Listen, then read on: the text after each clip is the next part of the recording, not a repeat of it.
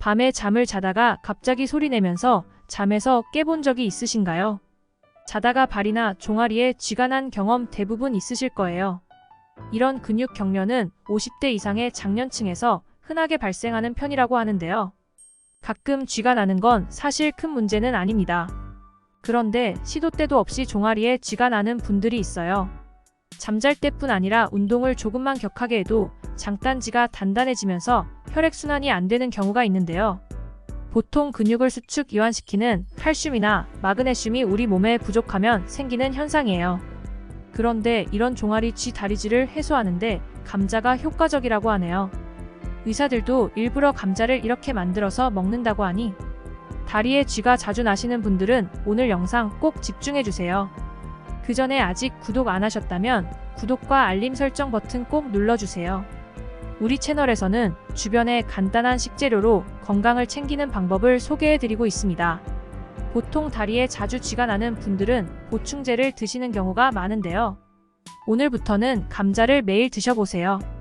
감자에는 칼슘과 마그네슘 같은 미네랄 성분이 많이 들어있는데 이 성분들은 눈떨림이나 손이 오그라드는 쥐가 난다거나 종아리나 다리 쥐 등 근육 경련을 치료하고 개선하는 데 도움이 된다고 해요.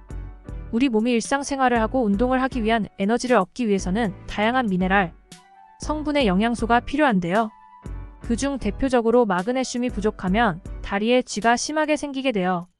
게다가 칼슘이 부족하면 골다공증이 생기고 나트륨이 부족하면 심한 경우 갑자기 길을 걷다가 졸도를 할 수도 있어요. 특히 마그네슘이 부족하면 스트레스를 잘 받고 예민해지면서 쉽게 화가 나기도 하고 불면증이 생기기도 해요. 게다가 팔이나 다리에 쥐가 잘 생기기도 하고 눈밑이 파르르 떨리고 심장이 두근거리는 증상도 생깁니다. 감자를 매일 쉽게 먹는 방법에 대해서 알려드릴게요. 바로 감자수인데요. 감자를 넣은 물입니다. 의사 선생님들도 만들어 놓고 매일 드신다고 하니 우리도 꼭 챙겨 먹어야 할 것 같아요. 준비물은 소금 감자물입니다. 먼저 냄비에 1리터의 물을 붓고 죽염을 1티스푼 넣고 끓여주세요. 물에 죽염을 넣어 10분 정도 끓이면 죽염과 물에 있던 불순물이 제거되는 효과가 있기 때문이에요. 끓이지 않고 그냥 물에 하셔도 되지만 한번 끓여주면 훨씬 더 좋습니다. 자, 이제 물이 끓는 동안에 감자를 잘 씻어서 얇게 썰어 볼게요. 감자술을 만들 때 감자 껍질을 벗겨주셔도 되는데 저는 잘 닦아서 껍질째 사용해 보겠습니다. 우리가 보통 감자 껍질에 독성이 있어서 먹지 말라고 하는데요. 껍질에 독성이 있는 경우는 감자에 싹이 났을 때예요. 감자의 싹은 절대 먹으면 안 되는데요. 감자의 싹에는 솔라닌이라는 독성 물질이 들어있기 때문에 싹이 올라왔을 때는 싹 부위를 깊숙이 도려내고 먹어야 합니다. 만약 감자를 먹고 두통, 발열, 구토, 설사 등의 증상이 나타난다면 즉시 병원에 가야 하고요.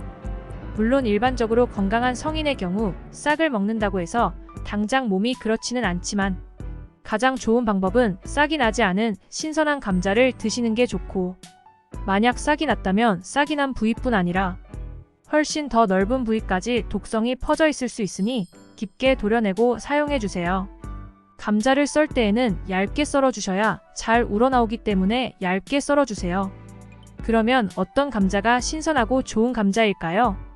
먼저 감자 표면에 상처가 없고 매끈한 것을 골라주시는 게 좋고 무게는 무거우면서 단단한 게 좋아요. 싹이 났거나 녹색을 띠는 감자는 피하시고요. 흠집이 없고 껍질에 주름이 없는 것을 고르시면 신선한 감자를 드실 수 있어요.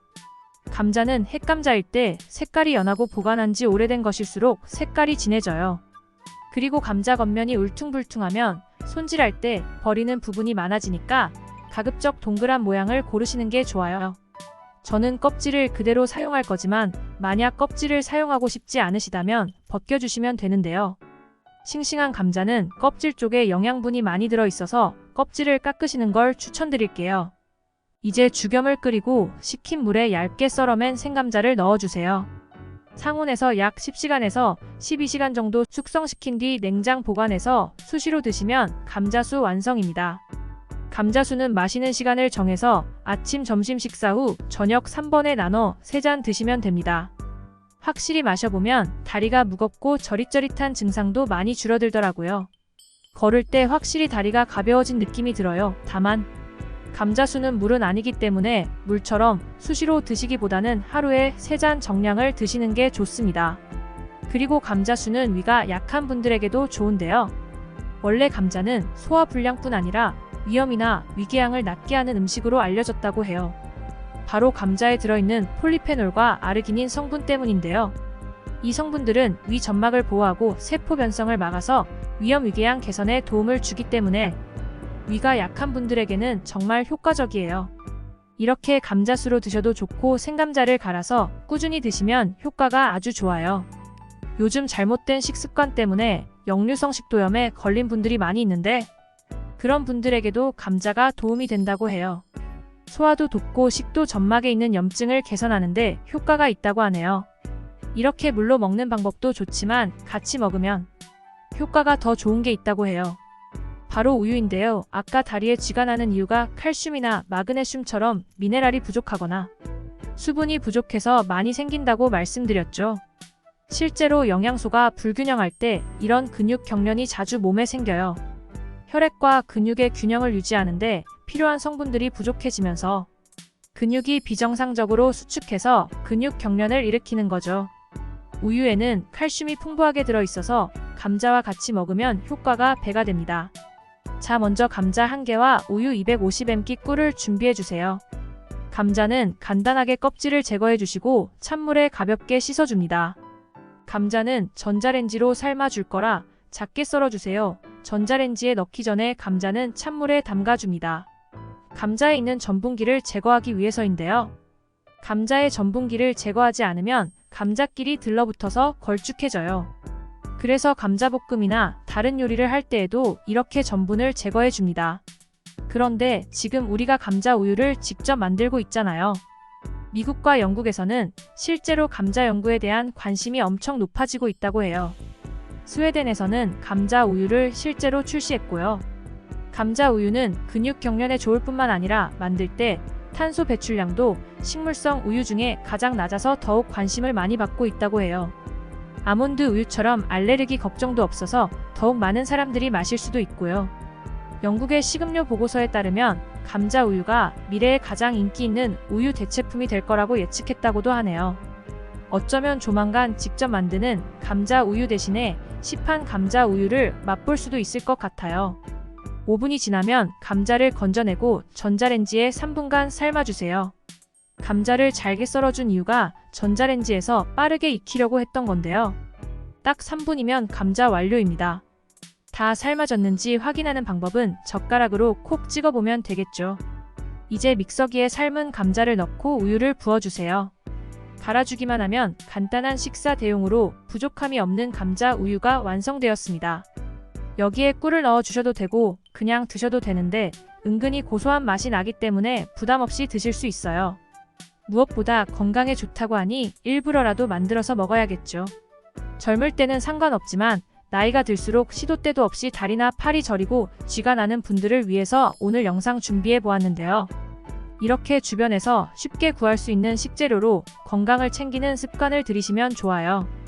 특히 근육 정련이 자주 나는 분들은 수분 섭취도 중요하다고 하니 물도 수시로 드시고 카페인 섭취를 줄이시는 게 좋아요. 오늘 소개해드린 우유뿐만 아니라 멸치나 브로콜리, 시금치를 드시는 것도 도움이 됩니다. 마지막으로 감자를 드실 때 주의사항 말씀드릴게요. 감자는 칼륨이 풍부하게 들어있어서 오히려 과도하게 먹으면 배탈 증상이 있을 수 있어요. 감자는 하루에 2개 정도로 섭취하시는 게 가장 이상적이고요. 특히 신장 질환을 앓고 계신 분들은 하루 3개 이상 드시지 않는 게 가장 좋습니다. 주변에 손이나 팔이 저리고 다리 쥐가 자주 나는 분들이 있다면 오늘 영상 공유해 주시고요. 궁금한 점이 있으시면 댓글로 남겨주세요. 다음번에 더 유익한 건강 정보로 찾아뵐게요. 감사합니다.